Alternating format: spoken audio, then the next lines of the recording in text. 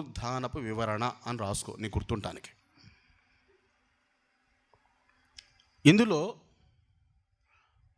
హానోకు జీవితాన్ని మనం పరిశీలన చేసుకుంటే దేవునితో నడిచాడట, కాబట్టి అతను దేవుడు తీసుకుని వెళ్ళిపోయాడు. అలాగే ఏలియా కూడా దేవునితో నడిచాడు, దేవుడు తీసుకొని వెళ్ళిపోయాడు. వీళ్ళిద్దరి జీవితాల్లో మనం గమనించాల్సింది ఏంటంటే, వాళ్ళు చావు అనేది ఏందో వాళ్ళకి తెలియదు, మరణము అనేది ఏందో వాళ్ళకి తెలియదు. మరణించకుండానే వాళ్ళు దేహాలతోనే వెళ్ళిపోయారు.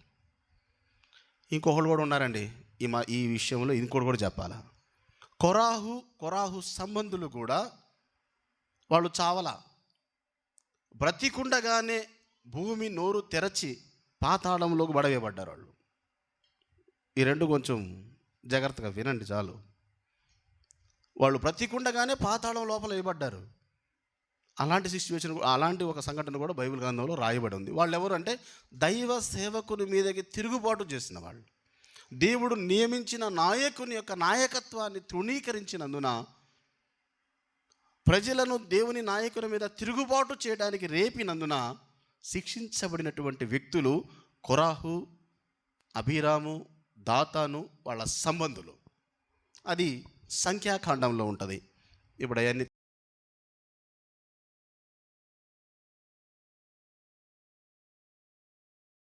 ఓకే. ఇప్పుడు మరణించకుండా లేవనెత్తబడిన వారి గురించి మనం మాట్లాడుకుందాం. మొట్టమొదటిగా నువ్వు వివరంగా రాసుకోవాలంటే వివరంగా పేపర్ రాసుకో. మరణించకుండా శరీరాలతోనే మార్పు చెంది ఎత్తబడిన గుంపులో పాత నిబంధనలో హానోకు, ఏలియాలు ఉన్నారు. వాళ్ళు మరణం చూడాల. దేవుడు వాళ్ళని ఒక్క రెప్పపాటులో రూపాంతరపరిచి తీసుకున్నాడు. మనకు ఒక డౌట్ రావచ్చు, మనిషి అగ్ని రథాలను ఎక్కి వెళ్ళగలడా? ఇక్కడ పనిలో పనిగా ఇంకొక మాట కూడా చెప్తాను. పరలోకం వెళ్ళడానికి దేవుడు వాహనాలు పంపించాడు. వాహనాలు ఉన్నాయా లేదా అంటే, పరలోకంలో అనేక రకాల వాహనాలు ఉన్నాయని మనకు అర్థమవుతుంది. అందులో భాగంగానే అగ్ని రథములను పంపించాడు దేవుడు. అగ్ని రథములను, అది ఆశ్చర్యమే. అగ్ని రథం ఒకటి వచ్చింది. అగ్ని గుర్రాలు కూడా ఉండాలి కదా. మొత్తానికి ఈ భూమి మీద కనబడే రథం అయితే కాదది, ఈ భూమి మీద ఉన్న గుర్రం అయితే కాదది, ఈ భూమి మీద సంబంధం అయితే కాదు. పరలోకం నుంచి తేబడిన అగ్ని రథములు. అందులోకి ఏలియా ఎక్కగలిగాడు. ఆ ఎక్కేటప్పుడు అగ్ని కాల్చివేయలేదా అంటే కాల్చివేయలేదు. ఎందుకంటే ఎప్పుడైతే ఆ పరలోక సంబంధమైన ఆ రథములోకి ఎక్కుతున్నాడో అప్పుడే ఆ శరీరము, ఇందాక మనం చదువుకున్నట్లుగా ఒకసారి కళ్ళు మూసి తెరవండి, అలాగే ఉంచబాకండి. కళ్ళు మూసి తెరవండి, మళ్ళీ కళ్ళు మూసి అలాగే ఉంచే లేనిపోయింది. కళ్ళు మూసి తెరవండి అండి. నేను చూసేలోపు తెరిచేస్తున్నారు మీరు, అంటే అంత ఫాస్ట్గా జరిగిపోయింది అన్నమాట. ఈ దేహము బ్రతికుండగానే మార్పు చెందడం అనేది నువ్వు కన్ను మూసి కన్ను తెరిచేంత టైంలో జరిగిపోయింది. ఏలియా అలా ఆరోహణమయ్యాడు, హనోకు అలా ఆరోహణమయ్యాడు. వాళ్ళిరువురు కూడా మరణము రుచి చూడకుండా ఆరోహణమైపోయిన వ్యక్తులు పాత నిబంధనలో. ఓకేనా? అలాగే ఇంకొక ఆయన ఉన్నాడు, ఆయన పేరు మోషే. ఎవరు? మోషే. చాలామందికి తెలుసు. మన ఇంటి పక్కన, మన ఇంటి ఎదురు మోషేలు కాదు. బైబిల్ గ్రంథంలో ఇశ్రాయేలు ప్రజలను విమోచించి నడిపించినటువంటి మోషే గురించి చెప్తున్నా. ఈయన చనిపోయాడు, పాతి పెట్టబడ్డాడు, కానీ తిరిగి పునరుద్ధానుడయ్యాడు. ఈయన లేపబడ్డాడు. యూదా పత్రికలో రాయబడిన ప్రకారముగా దూతకి సాతానుతో ఎప్పుడు వాగ్వాదం జరిగిందంటే, యూదా పత్రిక ఒకసారి త్వరగా తీసుకోండి, ఆ మాటలు మీకు చూపిస్తాను. ప్రకటన గ్రంథానికి ముందు ఉంటుంది. ఒకే ఒక పేజీ ఉంటుంది, 9వ వచనం. అయితే 9వ నేను చదువుతున్నాను. అయితే ప్రధాన దూత అయిన మిఖాయేలు అపవాదితో వాదించుచు మోషే యొక్క శరీరము గూర్చి తర్కించున్నప్పుడు దూషించి తీర్పు తీర్చ తెగింపక ప్రభువు నిన్ను గద్దించునుగాక అనెను. అంటే అర్థం ఏంటంటే ఈ భూమి మీద మోషే యొక్క సమాధి ఇప్పటికీ ఎవరు కనుగొనలేదు, కానీ సమాధి చేయబడింది వాస్తవం. అయితే నేను ఫస్ట్ చెప్పింది కూడా గుర్తుపెట్టుకోండి, ఇప్పుడు చెప్తుంది కూడా గుర్తుపెట్టుకోండి. ఒకవేళ మీకు అర్థం కాకపోతే మనకి జాగ్రత్తగా అర్థం చేసుకునే ప్రయత్నం కూడా చేయాలి. ఎప్పుడైతే మోషే చనిపోయాడు, పాతిపెట్టబడ్డాడు, కానీ మిఖాయేలు వచ్చి ఆ శరీరాన్ని మళ్ళా పునరుద్ధరింపజేసి ఆ దేహమును లేపాడు దేవుడు. అప్పుడు వచ్చాడు సాతాను అడ్డగించడానికి. నువ్వెలా లేపుతావు? అతడు పాపి, తనలో పాపం ఉంది కాబట్టి నువ్వు లేపడానికి నేను ఒప్పుకోను. వాగ్వాదం అదే జరిగి ఉండొచ్చు అక్కడ. అప్పుడు మిఖాయేలు తీర్పు తీర్చలా. నాకు అనవసరం రా బాబు, దేవుడు చెప్పిన పని నేను చేసుకుని వెళ్తున్నాను, ఏదైనా ఉంటే దేవుడితో చూసుకుని నాకు తెలియదు అని ఆ శరీరాన్ని పునరుద్ధారింపజేసి మోషేని తీసుకుని వెళ్ళిపోయాడు. అంటే ఇప్పుడు మనకు రెండు విషయాలు అర్థమవుతున్నాయి. ఒకటి, దేహముతో ఉండగానే దేవుని దగ్గరికి చేరేటువంటి ఒక క్రమము, చనిపోయిన తర్వాత ఆ శరీరాన్ని కూడా దేవుడు లేపి మరలా దేవుడి దగ్గర చేర్చుకునే క్రమం. ఇప్పుడు మీరు బైబిల్ బాగా చదివిన వాళ్ళకి ఇంకో ప్రశ్న వస్తుంది. అన్న, ప్రథమ ఫలము క్రీస్తు అని వ్రాయబడి ఉంది కదా, ప్రథమ ఫలము క్రీస్తు అని కొరింథీ పత్రికలో ఉంది కదన్నా, మీరు ఇలా చెప్తున్నారేంటి అంటే, ఎస్, ప్రథమ ఫలం మృతులలో నుంచి లేపబడింది, పరిశుద్ధునిగా లేచినది దేవుడే. కానీ ప్రథమ ఫలం క్రీస్తే, మరణమును జయించి లేచింది క్రీస్తే.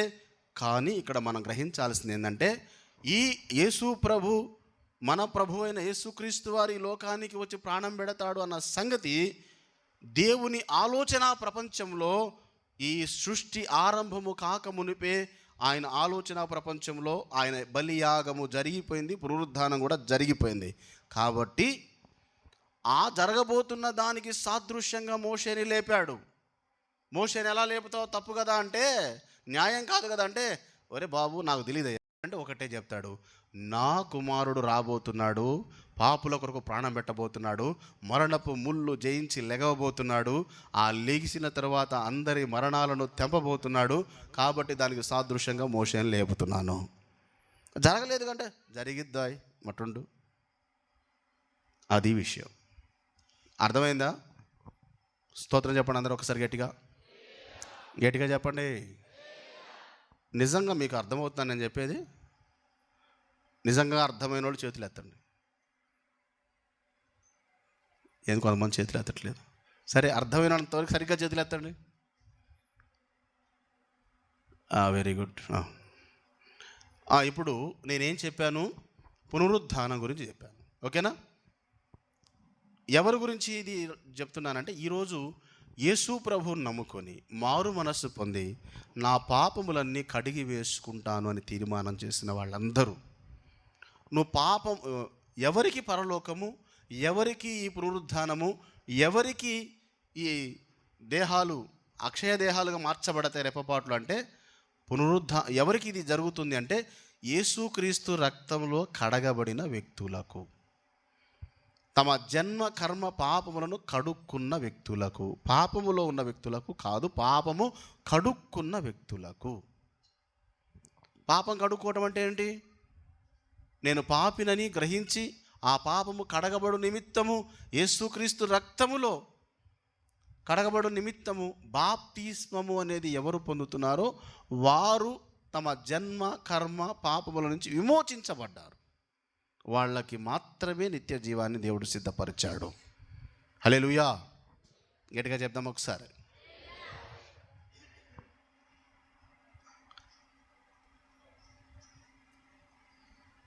ఇప్పుడు ఇంకొకళ్ళు ఉన్నారు. ఇంకొక విధానం కూడా బైబిల్ గ్రంథంలో మనం చూడాలి. నేను రెండు విషయాలు పాత నిబంధనలో చెప్పాను. ఇప్పుడు క్రొత్త నిబంధనకు వచ్చేద్దాం. క్రొత్త నిబంధనలో 1 కొరింథీ పత్రిక 15వ అధ్యాయము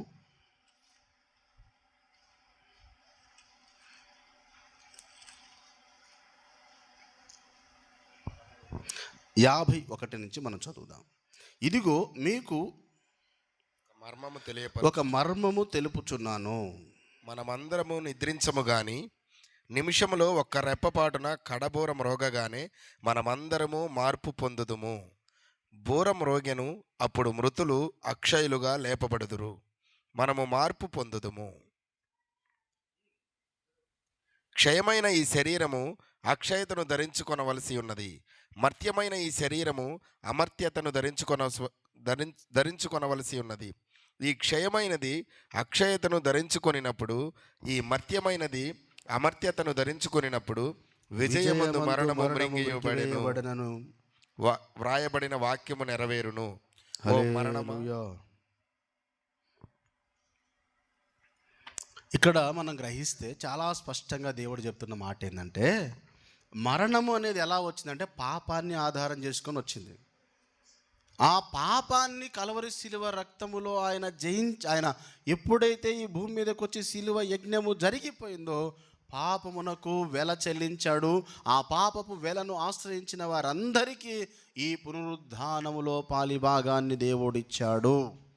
ఏ పునరుద్ధానం అంటే నీ ఆత్మయు నీ శరీరమును రెండు కూడా లేవనెత్తబడుతున్నాయి. అవి అక్షయముగా లేవనెత్తబడుతున్నాయి. ఇక క్షయముగానివి మీకు సరిగ్గా అర్థమైతే దేవుడు ఇంతగా మనల్ని ప్రేమించి ఆయన చేసిన దానికి